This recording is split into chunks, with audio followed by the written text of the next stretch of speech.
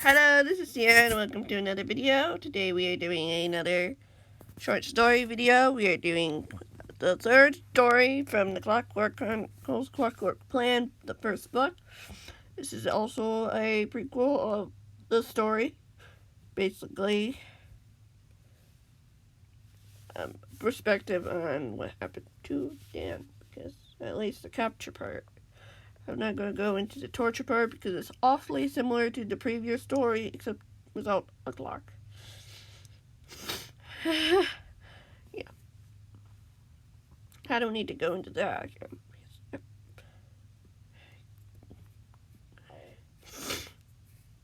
Anyway, this is just a little glimpse into what happened here.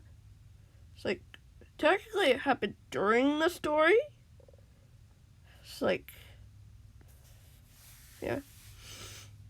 Happened during the story, but it's like kind of before, but during. Just, yeah. Most of these stories overall happen during the story, so yeah. Okay, let's get going. Trouble in the air. It was another ordinary day. The sun shining high in the crisp blue sky, as white fluffy clouds scattered themselves above the horizon.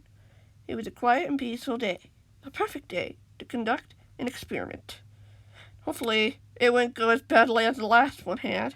Standing outside, a mile or so away from a laboratory, where there was a hint of civilization, there was a young man in his mid-20s, sitting up on a device, making sure it worked as it should.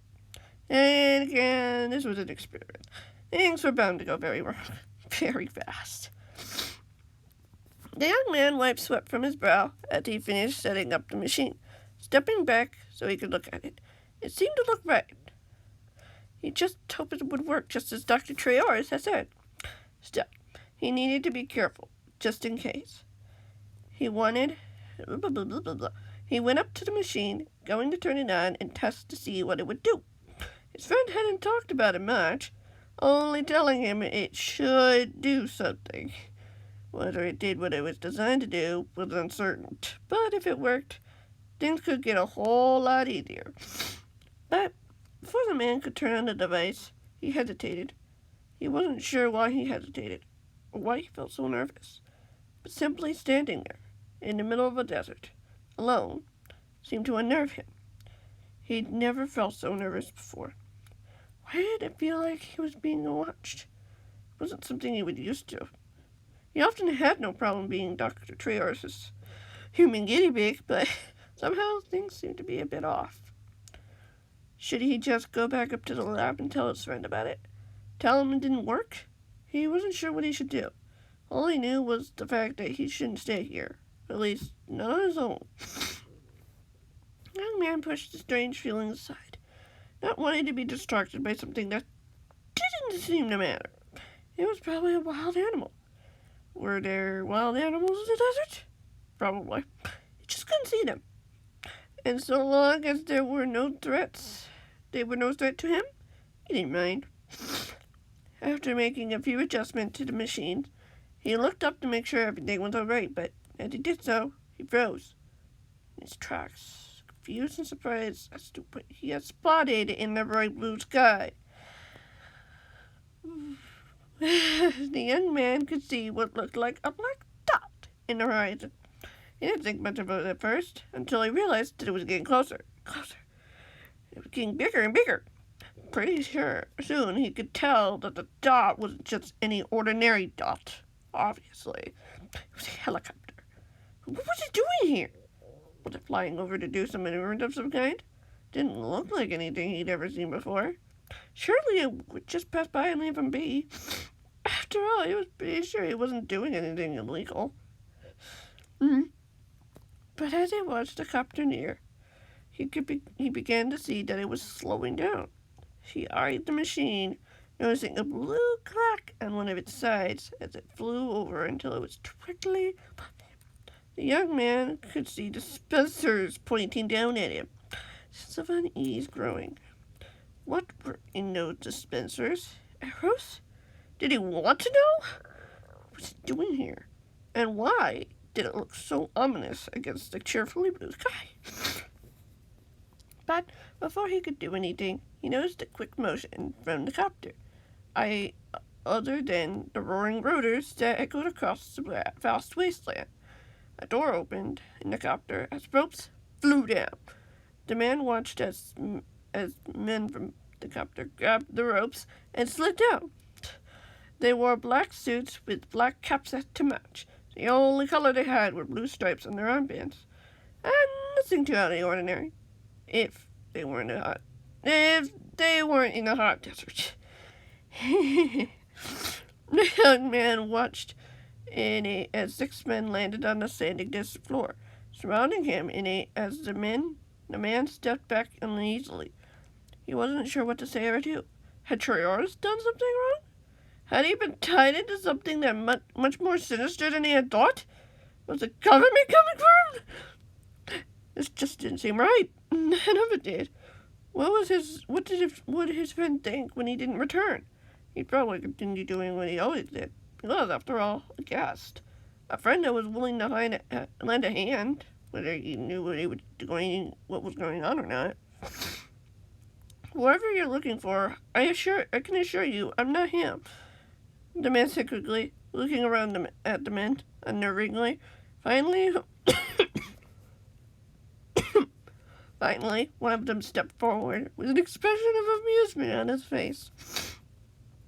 Oh, I believe you are who we're looking for, YouTuber. The man who seemed to be in charge of this small Vanderman said, our leader has been looking forward to finally meeting you. Really? The YouTuber said quizzically, not liking how the man was calling him. Huh? These men seemed twice as big and strong as he was. He hadn't thought to bring a weapon either. All he knew that he would be doing was doing an experiment. That's this. And why would he want the pleasure of meeting me? I'm just helping a friend out here. Nothing more. Oh, but there is more.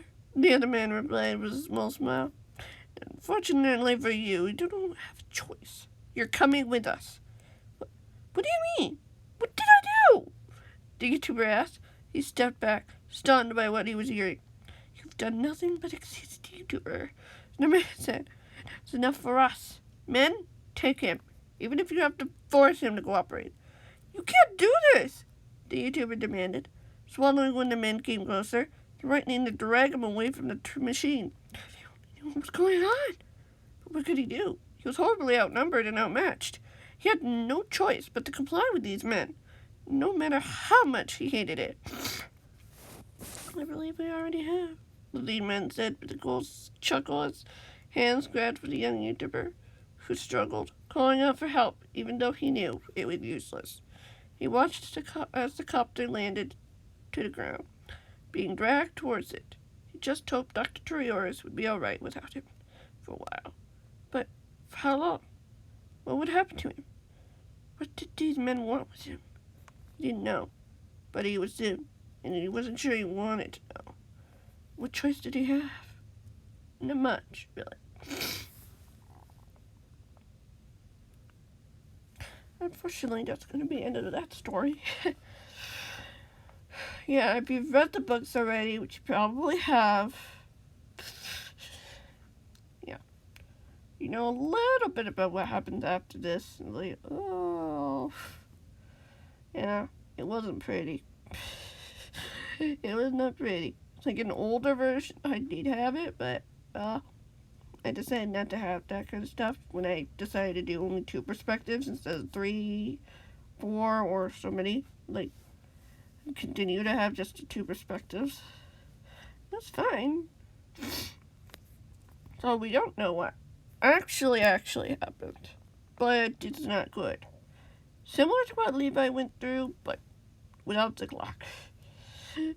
Without certain, like, had a lot more questioning and a lot more pain and a lot more It's treatment. And yeah.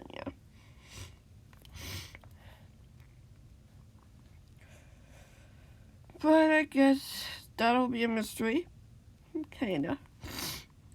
And the last one will be out soon.